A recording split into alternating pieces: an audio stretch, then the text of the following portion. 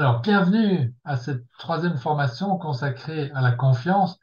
Avant de démarrer et d'entrer dans le vif du sujet, je voudrais partager avec vous quelques rappels importants. En premier lieu, l'objectif de la formation de guide. Alors, ça va évidemment vous permettre de faire une transition douce de participant à guide, en tout cas pour ceux qui viennent pour devenir guide pour la première fois. Découvrir aussi quelle est la mission du guide, toujours aussi pour ceux qui démarrent, évidemment, et puis apprendre et perfectionner au fil du temps les savoir-faire de base qui font l'objet donc chacun d'une formation à part entière. Alors je sais que vous l'avez déjà entendu, mais je voudrais encore le redire. Le concept de la CMAMM est entièrement basé sur la présence du guide aux côtés du membre. C'est le seul moyen de formation capable d'apporter, en tout cas à notre connaissance, de vrais changements dans la vie des gens. Pourquoi? Ben parce que ça permet aux gens d'acquérir progressivement la maîtrise de ce qui crée leurs circonstances de vie, leur subconscient et les habitudes acquises. Donc, c'est comme ça qu'ils redeviennent en fait progressivement des penseurs autonomes. C'est un processus qui prend du temps. Et penseurs autonomes, c'est quoi? C'est des gens qui pensent par eux-mêmes indépendamment des influences extérieures. Et en particulier de la rivière des rêves, hein, voilà, on l'évoque tout le temps dans la formation, les influences de la société, de notre culture, de l'entourage, des médias, de la publicité, des modes, etc., etc. Alors, pourquoi le rôle du guide est si critique?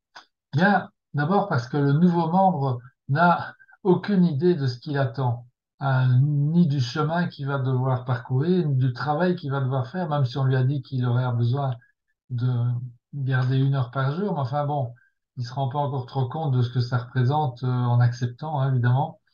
Ça va remettre, ce qui va se passer, c'est que tout ça va remettre en question son empreinte mentale, qui n'est pas habitué et donc qui va se défendre. Alors, le rôle du guide est aussi vraiment important parce que l'empreinte mentale des membres est formatée au départ pour créer de la résistance au changement. Et donc, forcément, au programme de formation, de la formation en lui-même, puisque cette formation est précisément créée pour changer l'empreinte mentale. Vous voyez? Et alors, la dernière raison pour laquelle, bon, enfin, la troisième raison importante pour laquelle le guide est si critique, c'est qu'il démarre le membre démarre avec une confiance faible, on va même dire une défiance envers tout système et aussi, en fait, très souvent envers lui-même. Et c'est de cela, on va évidemment parler beaucoup plus en détail aujourd'hui. Voilà. Alors, encore très rapidement, un rappel sur la mission du guide. Normalement, là, vous la connaissez déjà. Ça va être de maintenir chaque membre dans la formation jusqu'à ce qu'il ou elle voit la lumière. Voilà, c'est une expression normalement assez claire, mais surtout vitale, sans influencer ses pensées. Alors, vous allez évidemment faire tout ce que vous pouvez pour l'influencer, pour influencer chaque membre dans ses comportements au sein de la formation, donc qu'il adopte les pratiques, mais vous n'allez pas, et vous allez tout faire pour éviter d'influencer ses pensées. Voilà, donc, ça, c'est en ce qui concerne la mission. Alors, non, pas d'influence sur les pensées, c'est le seul moyen de permettre à quelqu'un de penser par lui-même. Si vous réfléchissez à ça, ben, vous allez vous en rendre compte, hein, évidemment, parce que bon, si on se permettait d'influencer les pensées, consciemment ou pas, ben, on ne ferait qu'ajouter des couches de ciment à celles qu'il a déjà, qu'il emporte déjà avec lui dans cette formation. Alors, on fonctionnerait à ce moment-là comme la rivière des rêves. Voilà. Par contre, influence maximale sur l'adoption des bons comportements en lien avec et durant la formation, ça, c'est évidemment absolument dans le cadre de votre mission. Alors, donc, quelles sont les zones d'influence dont vous disposez dans le cadre de la formation? Il y a 3 zones qui vont vous permettre d'aider les membres à adopter ces comportements types de penseurs autonomes. Et en fait, ce sont les 3 piliers, c'est la DBE des membres, chacun, avec leurs besoins personnels authentiques. La deuxième chose qui va vous aider à être une influence pour les comportements, c'est leur couleur principale. Donc, vous allez leur parler dans le langage de leur couleur principale. Et la troisième chose, ça va être la confiance. Voilà. Donc, rassemblez ces 3 éléments et vous allez pouvoir emmener les membres à peu près n'importe où, simplement en étant transparent et en vous exprimant à partir du cœur. Je vous donnerai quelques exemples tout à l'heure. Donc votre but, c'est vraiment de les emmener et de les maintenir le mieux possible dans leur voyage du héros. Hein, c'est vraiment ça la clé de tout. Donc partez toujours du cœur, soyez un exemple, utilisez ces trois piliers, la DBE, leur couleur et la confiance, pour les amener à s'engager dans les principes de formation et surtout dans les pratiques. Je suis en train de chasser un moustique là. Désolé. Voilà. Alors, donc, rappel de la première session, les processus de la DBE. Qu'est-ce qu'il en? Donc là, on revient encore sur deux petits rappels rapides. Première formation, c'était la DBE, avec les trois savoir-faire principaux, le protocole de soumission de la DBE, c'est-à-dire quelles sont les démarches de votre part à réaliser entre la réception d'une DBE, la révision, le passage par le superviseur, et puis le renvoi final de vos révisions, jusqu'à ce que la DBE soit au point. La deuxième chose, c'est la séquence de construction de la DBE qui est proposée aux participants. Euh, la séquence, c'est en fait les trois premières semaines. Il y a d'abord la mise en place des objectifs. Donc ça, c'est une DBE de brouillon, si vous voulez. Et puis la deuxième semaine, première semaine, on va ajouter le sacrifice aussi. On va demander les objectifs et le sacrifice. La deuxième semaine, on va y ajouter les besoins personnels authentiques. Et la troisième semaine, le formatage des buts principaux en SMART, en buts SMART, comme on dit. Et puis le troisième savoir-faire à maîtriser, ce sont les critères de rédaction d'une DBE. L'écriture au temps présent à la première personne, je, hein, l'ajout des sentiments et ainsi de suite. Toujours être en langage positif, éviter donc les tournures négatives, etc., etc. Donc ça, c'est le troisième, troisième savoir-faire. Et donc tout ça, en fait, vous acquérez pendant la formation guide. On va prochainement faire un exercice réel de correction de DBE pour que vous puissiez vous habituer à ces trois savoir-faire. Il y a un quatrième savoir-faire aussi que vous allez acquérir progressivement avec la pratique. En tout cas, si vous démarrez, les anciens, normalement, c'est déjà là. Ce sont les principes de révision, comment rédiger et organiser correctement ou efficacement vos commentaires dans la DBE. Donc, il y aura une introduction très courte dans laquelle vous complimenterez le membre et puis un compliment sincère, et puis vous allez lui donner, résumer les points principaux qu'il a à améliorer dans sa DBE, et puis les instructions pour la révision suivante, et puis dans le corps de sa DBE, vous aurez inclus éventuellement des commentaires supplémentaires pour le guider et pour lui permettre d'améliorer sa DBE. Donc ça, c'était la première formation. La deuxième formation était consacrée au code couleur. Donc là, je ne vais pas vous la refaire, hein, vous connaissez bien. Le quiz a montré que c'était assez bien maîtrisé. Donc après, vous utiliserez évidemment tout ça dans vos interactions avec les membres. Donc rappelez-vous quand même un point important que cette raison profonde d'agir est quelque chose d'indélébile. C'est lié vraiment à la personne, à l'individu. On peut améliorer nos comportements ou nos communications dans les différentes couleurs. Ça, c'est un travail au niveau du caractère, mais notre raison profonde d'agir ne changera pas. C'est comme, on va dire, c'est comme la couleur des yeux. OK? Alors maintenant, venons-en dans le vif du sujet. On entre dans ce thème de la confiance. Qu'est-ce qu'on va voir ici pendant les minutes qui suivent? D'abord, euh, les trois règles de base qui régissent la confiance, les règles de base qui régissent la confiance. Il y en a pas trois, mais il y en a, vous allez voir.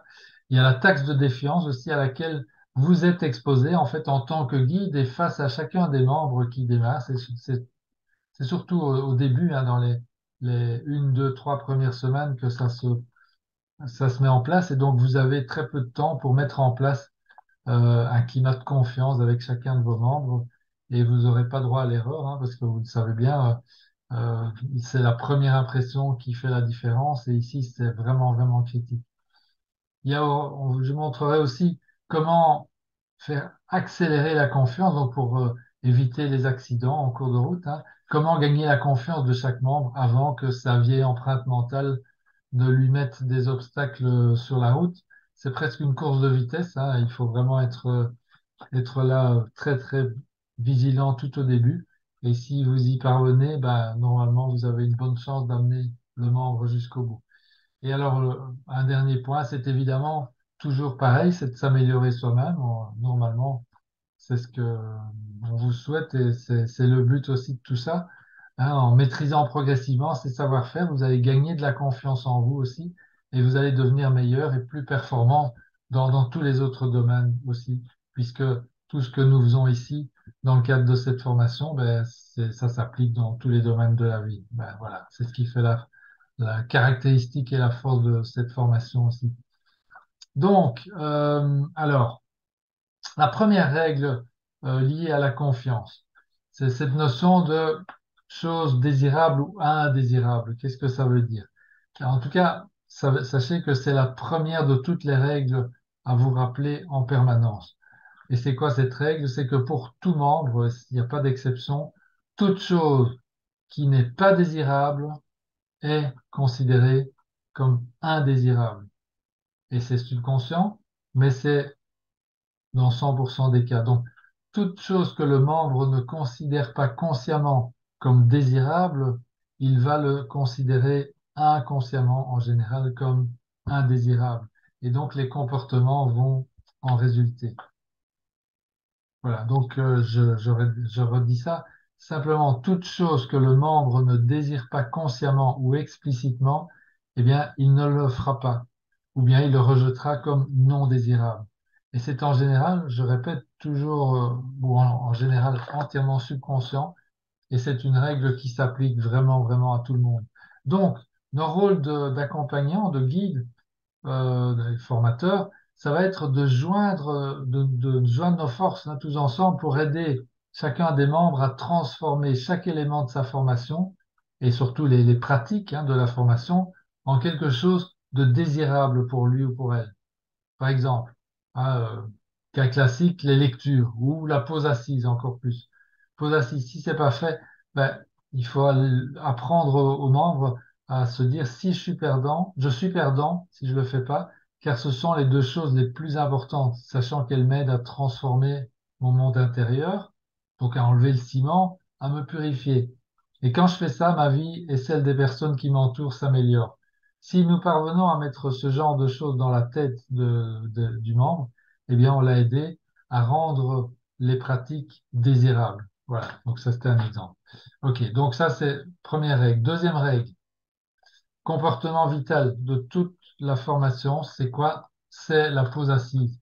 Ça a été déjà déterminé du temps de la formation américaine avec Mark et David. Je me rappelle avoir fait moi-même aussi un travail là-dessus. C'était un travail de consultance. En fait, on avait passé du temps à sonder, à faire des expérimentations, etc. Et c'est vraiment la pause assise qui est le comportement vital à faire adopter coûte que coûte à tous les membres, puisque s'il n'est pas adopté, la plupart du temps, le membre n'ira pas jusqu'au bout.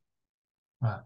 Donc, partez de l'hypothèse que euh, le comportement de la pause assise ne sera pas considéré comme désirable au départ, et donc il va falloir évidemment guider le membre pour que ça le devienne. Donc, partez toujours de ce point de vue que la pause assise n'est pas considérée comme désirable, hein, car la plupart des membres vont la rejeter ou ne pas la faire parce qu'ils auront d'autres choses à faire, etc. Leur empreinte mentale va les bloquer sur ce point. Donc, ce sera dur pour eux de le faire chaque jour, de toute façon. Et donc, voilà, ça, sachez-le dès le départ. Alors, un petit indice hein, lié aux couleurs, les rouges et les jaunes vous diront rarement qu'ils ont du mal. Donc, vous allez devoir un petit peu les cuisiner pour savoir s'ils y arrivent. Hein, les bleus, par contre, eux, pas de problème. Les blancs, ça dépend de leur couleur secondaire, mais en tout cas, les bleus, ils vous diront facilement s'ils ont des soucis avec ça. Les rouges et les jaunes, vous allez devoir les cuisiner un peu. En tout cas, quelle que soit la couleur, la réalité, c'est que les débuts sont très difficiles pour la plupart des gens dans ce domaine. C'est pour ça qu'on ne parle pas ici, on cite jamais le terme de méditation ou de choses comme ça, mais qu'on parle d'exercice, hein. Donc, Il s'agit de se concentrer 15 minutes sur l'exercice.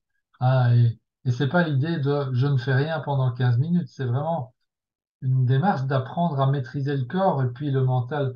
Et faire ça, c'est un must absolu puisque tout le monde sait que sans y arriver, il n'y a aucun changement significatif qu'on peut espérer dans sa vie, hein, seulement une dégradation progressive et inéluctable de nos conditions de vie. Alors, une astuce, hein, par exemple, si le membre se plaint de fourmis dans le corps, il a un petit vélo dans la tête, impossible à faire, vous pouvez lui dire quelque chose du style je comprends, hein, ça c'est le mot magique, je comprends, ça permet d'ouvrir l'esprit de votre interlocuteur et ensuite, ce sont des résistances normales au début, c'est pas grave, c'est normal, observe, prends acte et fais-le quand même. Hein. Donc, et foi dans la formation, et foi dans Hanel, et foi dans ton guide, et en dernier ressort, le plus important, ton soi supérieur et confiance dans ton soi supérieur qui t'a amené ici. Et donc, sache qu'il n'y a rien dans la formation qui ne soit pas en phase avec ce que veut ton soi supérieur. Il y a un autre argument encore plus percutant, en tout cas que j'ai trouvé moi-même, c'est que, enfin, c'est pas moi qui ai trouvé l'argument, je l'ai trouvé percutant, parce que je m'en suis servi vis-à-vis de moi. Tant que nous n'arrivons pas à maîtriser notre corps durant une période aussi courte que 15 minutes, nous n'aurons strictement aucune chance d'acquérir la maîtrise de notre mental. Et ça, c'est très vrai. Donc, vous pouvez aussi rappeler ça à vos membres les plus réticents. OK, alors troisième règle liée à la confiance, c'est cette notion de refus de l'appel. Toute objection, pardon, émise par un membre, quelle qu'elle soit, c'est un refus de l'appel. Toute objection, il n'y a pas d'exception, même si c'est quelque chose d'extrêmement grave, c'est, c'est quand même à considérer comme un refus de l'appel. Évidemment, il faudra le traiter avec tact et, euh, et délicatesse lorsque on ne faudra pas lui dire bon ben oui j'ai bien entendu que telle personne est décédée dans ton entourage mais tu sais c'est un refus de l'appel. Bon, soyez évidemment diplomate et nuancé, mais sachez au fond de vous que même ça, même ce genre de situation extrême sont des refus de l'appel si c'est utilisé comme excuse ou comme prétexte pour bypasser la formation, évidemment, ne plus faire les tâches, ne plus être présent, enfin voilà, etc. Donc, pourquoi c'est si important de le savoir? C'est parce que le refus de l'appel conduit à l'abandon. C'est un renforcement assuré de patterns d'échec. C'est un comportement que la personne reproduit inconsciemment dans sa vie de tous les jours et donc forcément elle va le reproduire ici aussi. La CMAMM, c'est comment dire, c'est une image, une métaphore de la vie réelle. Donc les gens vont se comporter exactement de la même façon que ce qui se passe dans leur vie de tous les jours. Et donc forcément, si on l'aide à remettre en place ce pattern d'échec, ben, on ne l'aide pas. En fait, il va simplement aller vers la dégradation plus ou moins lente de ses conditions de vie, ce qu'il attend au tournant. Voilà. Donc, on va faire comme la pause assise. Partez de l'hypothèse que tous les comportements enseignés dans la clé de la maîtrise sont indésirables au début pour les membres. Hein. Voilà. Donc, et pourquoi c'est comme ça? Pourquoi est-ce qu'en fait, même pour moi, quand j'ai démarré, et pour vous aussi, eh bien, c'est simplement parce qu'on n'a pas encore la connexion avec notre futur soi. On le considère comme un étranger, hein. Rappelez-vous cette expérience qui avait été faite. Et du coup, ben, on se rend pas compte qu'en négligeant les choses vitales aujourd'hui, on est en train de reporter sur notre futur soi les, les, les, les inconvénients qui vont en résulter. Voilà. Alors, il y a une solution au refus de l'appel. Comment est-ce qu'on peut s'en sortir? Comment amener le membre à surmonter le refus de l'appel? Il y a une règle de base au départ, c'est de ne jamais chercher à convaincre. OK? Bon, ça, normalement, vous le savez, mais enfin, il faut juste se le rappeler. Donc, au contraire, ça va être de montrer qu'on comprend, parce qu'évidemment, il y a des choses à comprendre. On comprend que le refus de l'appel est normal pour la plupart d'entre nous. Euh, mais il va falloir penser à parler son langage, c'est-à-dire sa couleur principale. Trouver ce qui va rendre cet exercice du comportement, comme par exemple la pause assise, ou la lecture, ou je sais pas, les fiches services, tout ce que vous voulez, tout ce que le membre va exprimer comme n'étant pas fait. Ben donc, il va falloir trouver le moyen de rendre ça désirable pour lui. Alors, où est-ce qu'on va trouver les arguments pour ça? Ben, sans chercher à influencer ses pensées, toujours, hein. Ben, on va trouver des éléments dans sa DBE, si vous êtes en deuxième semaine.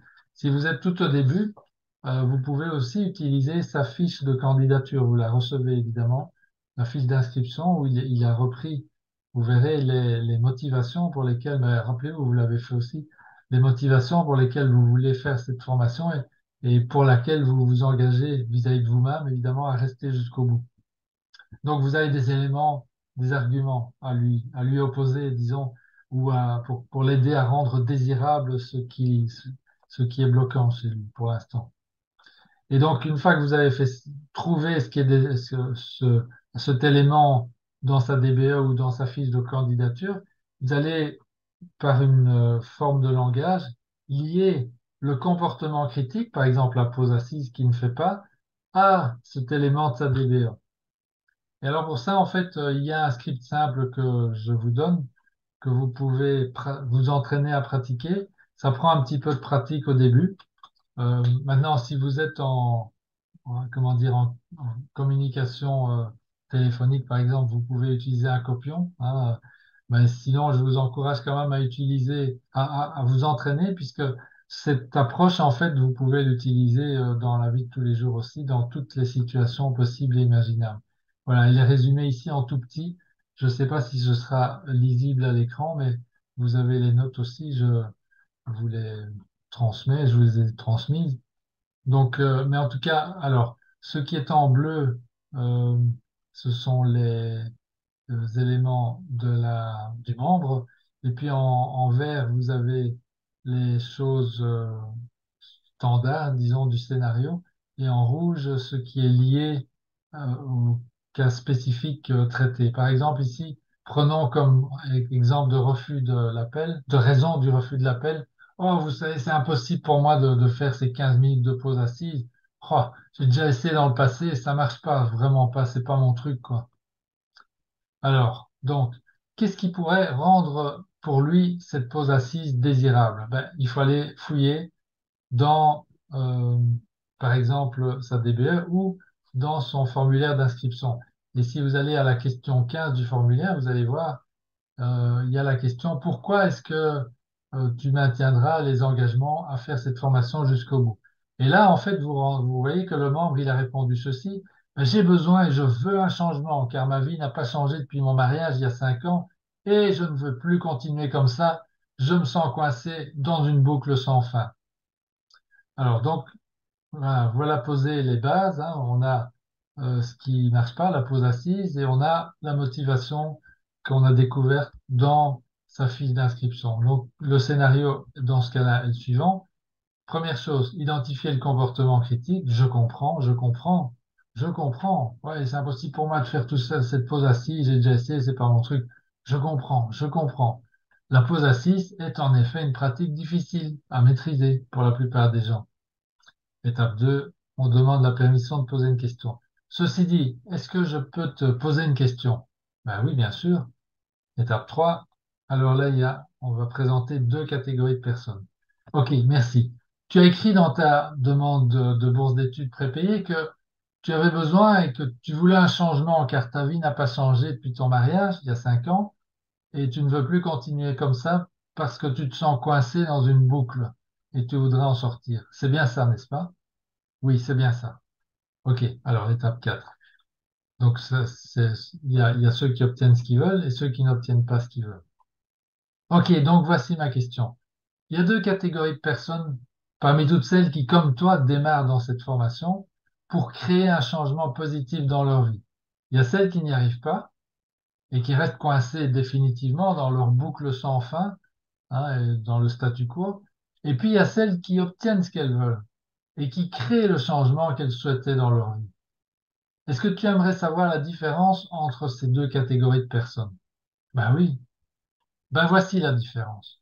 La première catégorie de personnes qui restent coincées définitivement est ce sont les personnes qui ont arrêté de pratiquer la pose assise et qui ont aussi rapidement, après ça, abandonner toutes les autres pratiques et en fin de compte la formation. D'un autre côté, la deuxième catégorie de personnes qui ont réussi à créer le changement positif dans leur vie, eh bien, ce sont celles qui se sont accrochées et qui ont maintenu la pose assise dans leur quotidien malgré les résistances de départ. Alors, maintenant, je te pose la question, dans laquelle de ces deux catégories est-ce que tu te vois? La première ou la deuxième? Bon, alors ici, on offre un choix, évidemment, qui est un choix, un vrai choix, mais on lui laisse pas quand même beaucoup l'opportunité de dire qu'il est dans la première. Il y a personne qui a envie de dire qu'il est dans les perdants, donc il va dire je suis dans la deuxième.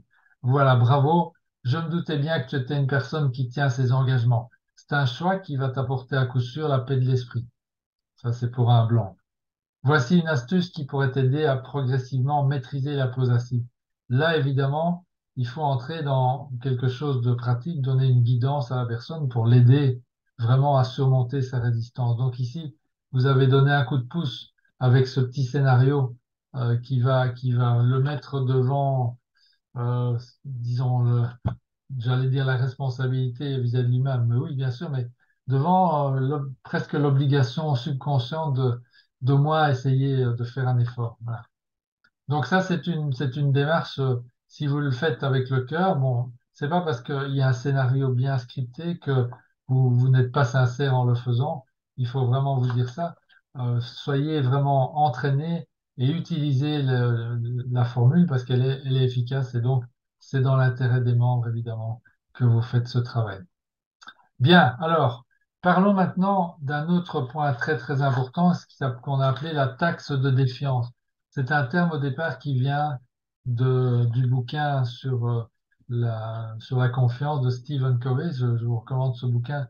J'ai oublié de le préparer, je voulais vous le montrer à l'écran ici, mais ça s'appelle Le pouvoir de la confiance et c'est un livre absolument incroyable qui peut aussi, si vous êtes dans le business, vous apporter beaucoup d'éléments concrets dans la réussite de vos affaires. En tout cas, ici, cette taxe de défiance, c'est quoi? C'est quelque chose qui anime tout le monde. En fait, on a tous vécu ça et parfois on le vit encore dans certaines situations. Nous sommes biaisés dans notre confiance par cette taxe de défiance. Qu'est-ce que c'est? Ben, c'est lié d'une part à notre éducation et c'est lié à nos expériences, celles que nous faisons dans la vie de tous les jours.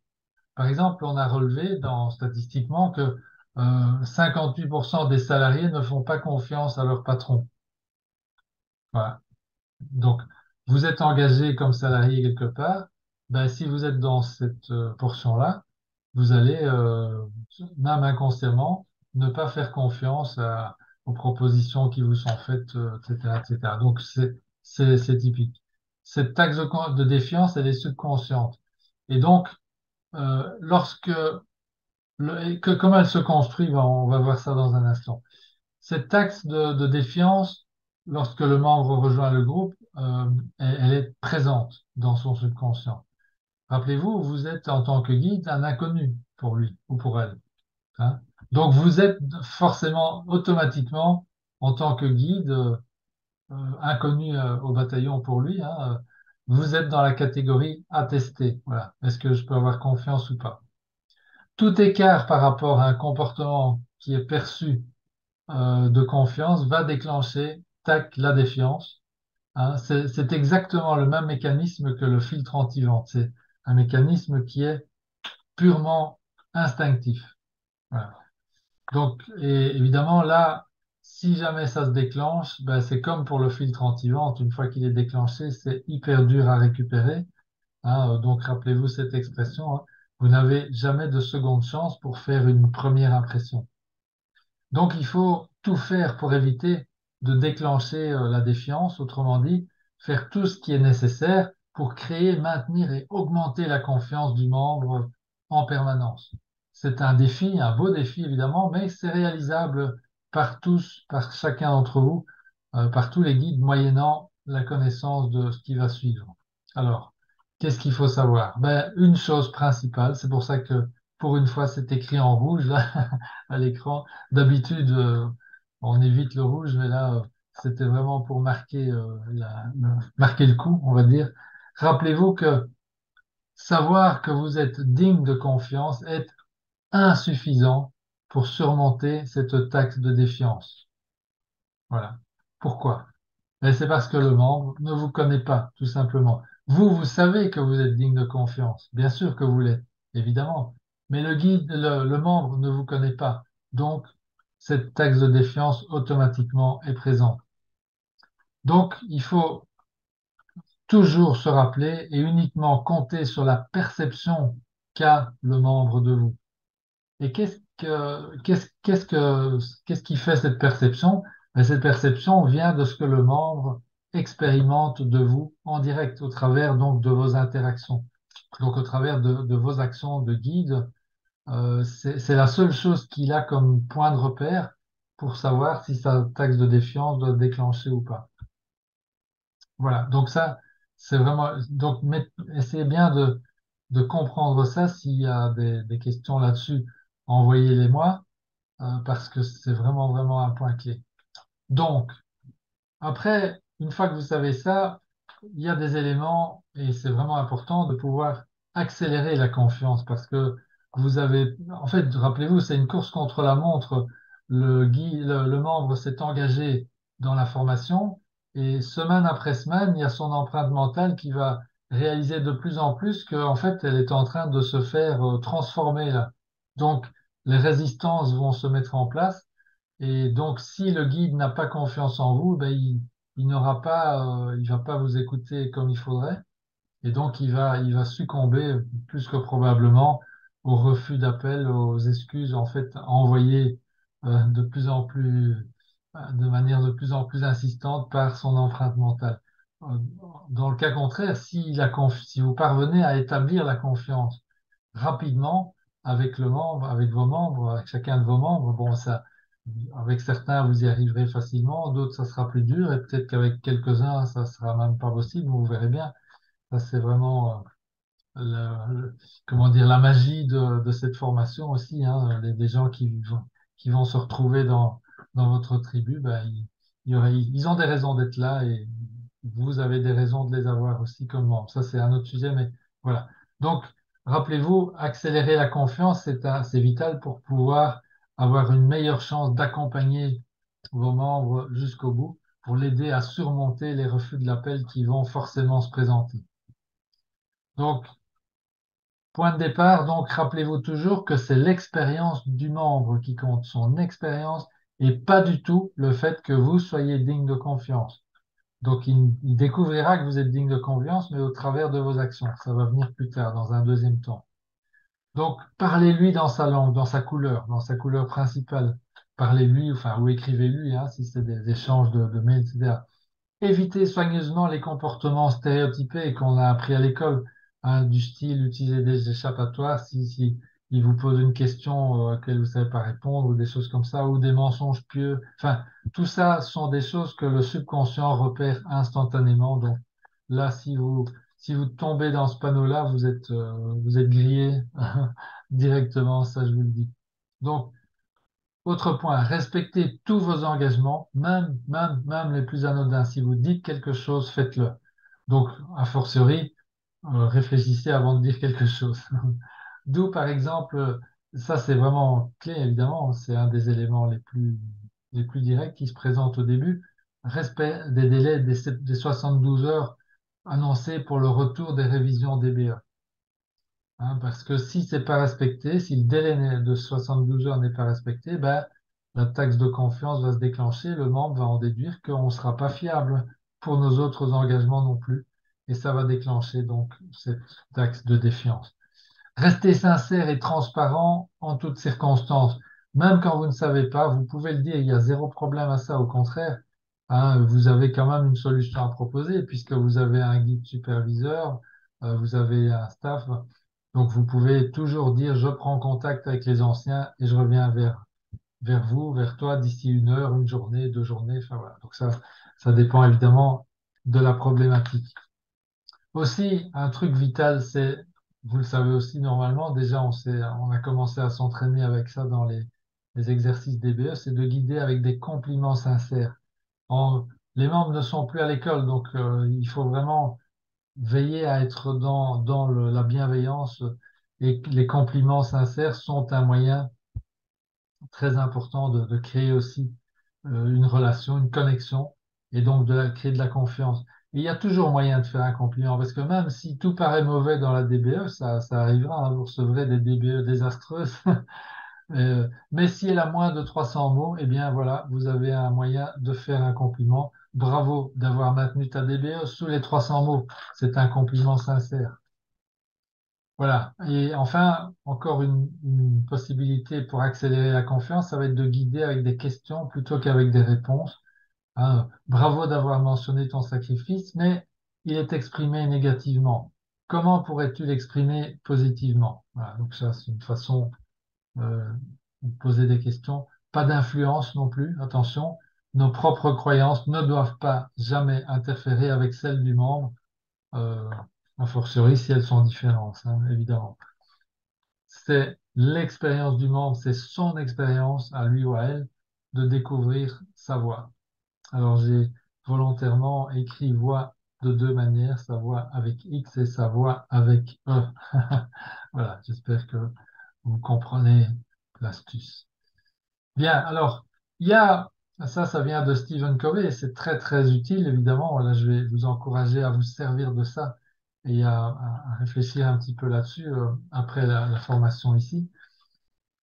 Les 13 comportements de la confiance. Il y a une série de comportements qui sont liés au caractère, aux traits de caractère, qui sont des traits de caractère, en fait, que nous avons chacun d'entre nous. Et alors, nous avons des points forts et des points faibles dans ce domaine. Il y a aussi des comportements liés à la confiance qui sont des savoir-faire à acquérir, qu'on peut acquérir, qu'on a déjà acquis ou qu'on peut acquérir. Voyons d'abord ceux qui sont liés aux traits de caractère. Première chose, parler franchement, ok? Être clair, direct, oser nommer les choses par leur nom, hein, appeler un chat un chat. Hein, c'est plus facile pour les rouges, évidemment, et avec les rouges que pour les bleus ou les blancs. Hein, les bleus et les blancs, ils ont plutôt peur de heurter l'autre, donc c'est un peu plus compliqué. Mais voilà, ça reste tout à fait faisable, chacun avec son style. Deuxième chose, faire preuve de respect. Hein. Mettre la famille en avant, par exemple, quand la personne se plaint du temps, etc. Voilà, vous pouvez montrer que vous êtes attentif aussi, non seulement à eux, mais aussi à ce qui tient, à ce qui est important pour eux. Ensuite, créer de la transparence, faire savoir pourquoi et euh, qu'est-ce qu'il est, qu'est-ce qu'il faut faire dès le départ. Hein, donc, principalement sur les pratiques enseignées. Hein, il faut faire une DBE, ça doit être rentré jeudi avant minuit. Il faut faire les lectures, il y a la pause assise, etc. Donc tout ça, en fait, c'est de le mettre aussi clairement que possible sur la table quand on passe les informations. Quand on fait une erreur, ben, réparer, c'est toujours important. Admettre, hein, pas besoin de justification, mais admettre l'erreur et faire amende honorable, c'est un élément de confiance aussi, évidemment. Tout le monde, tout le monde fait des erreurs, donc bon, il n'y a personne qui est infaillible. Et si on veut se faire passer pour quelqu'un d'infaillible, on va vite se faire passer plutôt pour un rigolo. Voilà. Alors, montrer de la loyauté, laissez toujours vos membres avoir 100% de crédit. Pas de ragot, vous avez dû appliquer la solution au refus de l'appel. Hein. Cette personne aurait abandonné sans vous, hein, vous le savez bien. Mais c'est pas pour ça que vous devez vous en. Ah oui, tu vois, c'est grâce à moi que. Non, non, c'est pas des choses à faire, évidemment. Voilà. Donc, au contraire, féliciter la personne d'avoir eu le courage de continuer parce que c'est ce qui s'est passé. Vous êtes intervenu, vous l'avez aidé à se recadrer et puis il a eu le courage de s'accrocher, de continuer. Mais n'évoquez pas votre intervention qui a fait que ça a pu se faire. Heureusement, voilà, heureusement qu'on a eu cette discussion. Ne faites pas ce genre de choses, évidemment. Donc ça c'est ce qu'on veut dire par montrer de la loyauté vis-à-vis de la personne. C'est reconnaître sa réussite à elle et pas vous mettre en avant entre les deux. Ok, alors il y a comportements qui sont liés maintenant aux compétences, au savoir-faire. Alors, par exemple, le premier, c'est être orienté résultat. Donc là, une chose est simple, c'est faites ce que vous dites que vous allez faire. faites ce que vous dites que vous allez faire, toujours. Alors, améliorez-vous aussi dans tous les domaines possibles et imaginables dans vos interactions avec vos membres. Ils vont observer vos améliorations. Hein, donc, et là, qu'est-ce que vous faites en faisant ça? Ben, vous guidez par l'exemple, évidemment. Faites faire face à la réalité. Ça, c'est un troisième savoir-faire. Vous êtes le guide, vous êtes le coach, vous n'êtes pas un copain, un bon copain. Donc, soyez honnête. Hein, du style, tu sais, Joseph, je suis ton guide dans cette formation, je suis pas ton ami. Donc, si tu veux un ami, ben, prends un chien. Donc, ça, c'est la phrase favorite de Marc Januszewski. Voilà, je suis ton guide dans cette formation, je suis pas ton ami. Si tu veux un ami, prends un chien. Voilà. De nouveau, si vous êtes rouge, c'est facile à faire. Si vous êtes bleu, c'est un peu plus compliqué. Bon, cependant, attention quand même, les rouges, pensez à la couleur de la personne qui est en face de vous, parce que si vous avez un bleu et que vous parlez rouge à un bleu, il va se sentir méchamment secoué quand même, hein. Donc attention. Alors, clarifiez les attentes. Hein, utilisez des contrats clairs avec vos membres. Un contrat clair, ça veut dire une approche. Quelle est l'approche utilisée euh, euh, pour établir de la transparence hein, lors d'une négociation et pour éviter des échappatoires. Voilà. Par exemple, je vous donne un exemple. Vous me dites que, voilà, vous vous adressez aux membres, voilà, vous me dites que vous voulez absolument obtenir ce changement, mais que vous n'avez pas 1 heure par jour pour y travailler à cause de votre job, des enfants, des tâches ménagères. C'est bien ça? Ben oui, oui, c'est ça. Ok, je comprends, je comprends. Maintenant, si je vous montrais un moyen concret de pouvoir consacrer quand même 1 heure par jour à ce travail, tout en continuant à faire tout ce que vous faites aujourd'hui pour votre job, vos enfants, les tâches ménagères, est-ce que vous me promettez de prendre 7 heures par jour jusqu'à la fin de la formation? Hein. Donc là, vous êtes en train de mettre les choses en place, de clarifier, en fait. Hein, de remettre les pendules à l'heure, puisque vous savez très bien que s'il prend pas 7 heures par jour, ben, il est cuit. Voilà. Ok, alors, après, il y a, euh, est-ce que j'ai tout dit là? Non, il en reste un, pardon. Pratiquer la responsabilité par le fait de rendre des comptes. Ça, c'est une voie à deux sens, hein, rendre des comptes. Vous demandez évidemment aux membres de rendre des comptes, mais aussi vous rendez des comptes vis-à-vis de lui. Donc, c'est pas un truc à sens unique. Il faut être transparent dans le fait de prendre des engagements et de les respecter et ne pas uniquement demander aux autres de prendre des engagements et de les respecter. Hein. Ouais, bon, c'est quoi un exemple d'engagement du membre? Ben, c'est faire sa DBE 1 fois par semaine et de la rentrer le jeudi avant minuit. Hein, ou faire son article 1 fois par semaine aussi. Ben, pour vous, l'engagement, c'est les 72 heures, par exemple. C'est de rentrer voyez, donc dans les deux cas. Alors, si une circonstance exceptionnelle vous en fait qu'à un moment donné, ben, ça coince les 72 heures, espérons que ce soit pas la première semaine, sinon là, normalement, c'est grillé, mais ça peut arriver quelques semaines après. À ce moment-là, ben, vous utilisez d'autres comportements de confiance en faisant amende honorable. Donc voilà, il y a eu un empêchement majeur. Là, je suis désolé, je suis pas dans les temps, j'admets. Enfin, voilà. Donc, tout ça peut se faire toujours pour améliorer la confiance. Bien, alors, il y a aussi trois comportements, les trois derniers. Donc, vous voyez, il y en a 2 fois 5 et 1 fois 3, ça fait 13 comportements liés à la confiance, qui sont là, qui mélangent les deux, les traits de caractère et les savoir-faire. Il y a l'écoute d'abord. Écoutez d'abord, c'est l'écoute active. Hein, donc, obtenez le point de vue du membre. Simplement, n'essayez pas d'imposer votre agenda. Donc, ce qui compte, c'est le point de vue du membre. C'est que vous compreniez le point de vue du membre et pas que vous imposiez d'office votre agenda de il doit faire la pause assise, il doit faire ses lectures, etc. Bon, vous savez qu'il doit le faire, mais essayez de faire l'écoute active pour comprendre quel est le point de vue, d'où vient le membre, où est-ce qu'il en est. Voilà.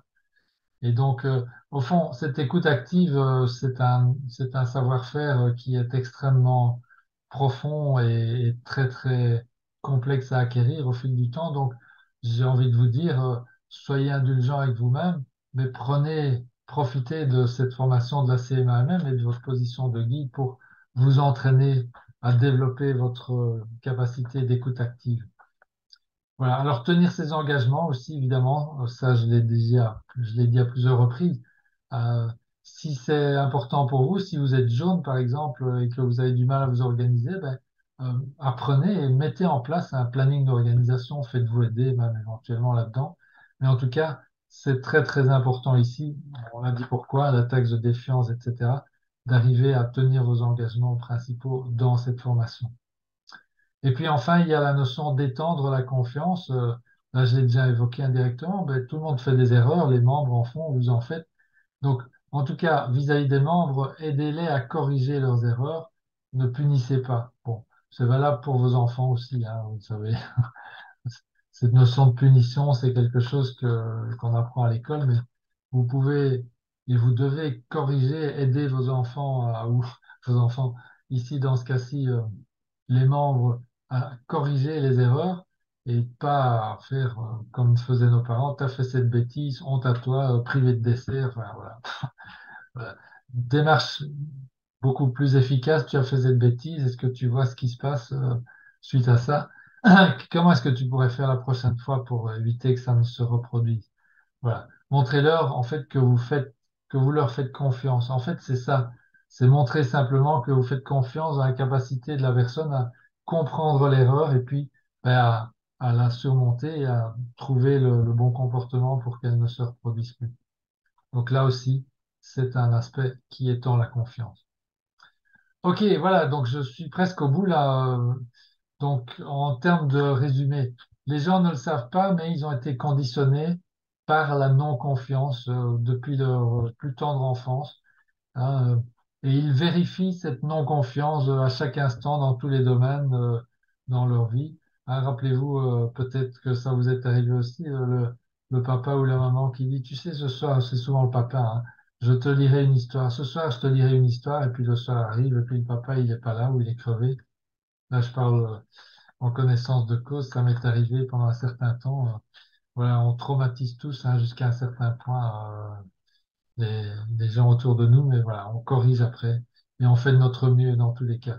Ou alors, au boulot, demain, je vous apporterai le dossier, ou alors, les prochaines vacances, je passerai chez vous, et ainsi de suite. Vous voyez ce que je veux dire?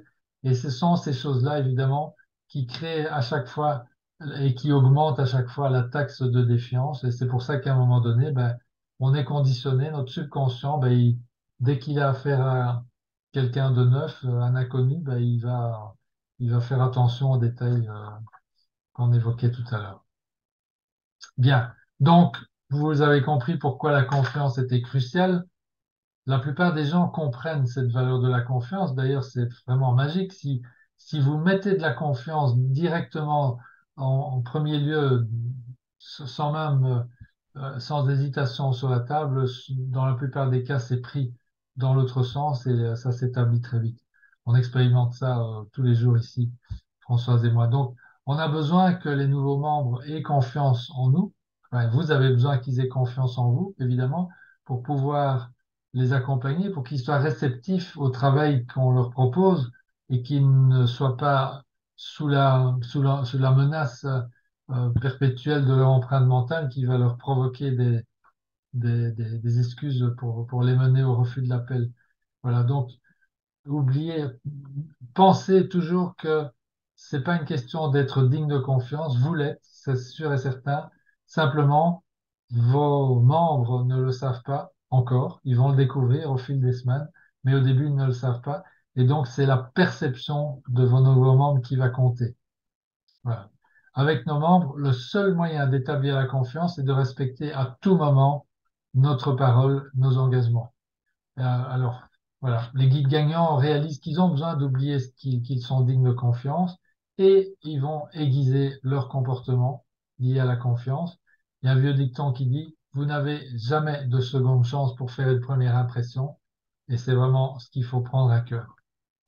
Voilà, donc je termine maintenant en vous proposant vraiment de faire votre entraînement lié aux 13 savoir-faire, aux 13 comportements de la confiance. Et pour ce faire, je vous donne je vous engage à vous exercer avec ces différents savoir-faire avec votre entourage. Donc voici ce que je vous propose, c'est de reprendre ces 13 caractéristiques. Donc il y en a 5 qui sont liées au caractère, 5 qui sont liées qui sont des savoir-faire, et puis il y en a trois qui sont un mélange des deux. Donc, classez-les de 1 à 13. Vous mettez un 13 à côté de la caractéristique pour laquelle vous pensez être le meilleur, 12 deuxième meilleur, et ainsi de suite. Et donc, le 1, ce sera la caractéristique pour laquelle vous aurez le plus gros potentiel d'amélioration, là où vous vous sentez le moins fort, on va dire. Voilà. Et donc, ben, qu'est-ce que vous allez faire après ça? Ben, c'est de travailler en fait avec normalement ben, avec la numéro un. Comment? Ben, vous savez, vous connaissez, c'est la grille de Franklin, c'est aussi simple que ça. Et vous allez donc, en appliquant ça, ben, simplement regarder autour de vous, sans effort particulier, sans gaspiller de temps. Vous allez rechercher les gens qui font correctement, qui font bien en fait ce comportement qui vous pose problème à vous. Vous allez l'observer et vous allez donc, de façon passive mais très efficace, améliorer les choses au niveau du subconscient. Voilà. Bon, un exemple concret, hein, si vous arrivez en retard régulièrement à vos rendez-vous, hein, ou vous arrivez en dernière minute, ben, remarquez simplement autour de vous les gens qui sont prêts à partir, ceux qui arrivent à l'heure, euh, et l'inverse aussi, remarquez ceux qui sont presque à l'heure et observez vos ressentis à ce moment-là. Et donc, ça va automatiquement vous donner vos points d'amélioration. Voilà. Donc ici, vous aurez dans les notes les trois pages ici avec les, l'espace pour noter votre classification. Donc 13 à 1, le 1 étant le moins bon, le 13 étant le meilleur. Et puis vous commencez à travailler dès maintenant à partir du numéro 1. Voilà les amis, donc j'espère ne pas avoir été trop long, j'ai pas regardé le temps. En tout cas, il va y avoir le quiz qui sera diffusé, qui est diffusé là normalement, vous y avez accès. Donc je vous recommande de le faire dès maintenant. Maintenant que tout ça est frais dans votre tête, répondez au quiz, c'est obligatoire en fait dans le cadre de cette formation. Et donc, s'il y a des questions, envoyez-les moi ou à Françoise de n'importe quelle façon, par téléphone, par email, tout ce que vous voulez. On va faire un débriefing de cette formation avec les solutions en quiz aussi, le 15 octobre, si ma mémoire est bonne, je regarde le calendrier. Oui, c'est bien ça. Donc, le 15 octobre, ce sera comme d'habitude après la formation, pas la formation, le Zoom consacré, ça va être le quatrième chapitre perdu de la clé de la maîtrise. Voilà, je vous souhaite le meilleur pour la suite. Donc, la confiance, les amis, c'est le moment de s'y mettre. À bientôt.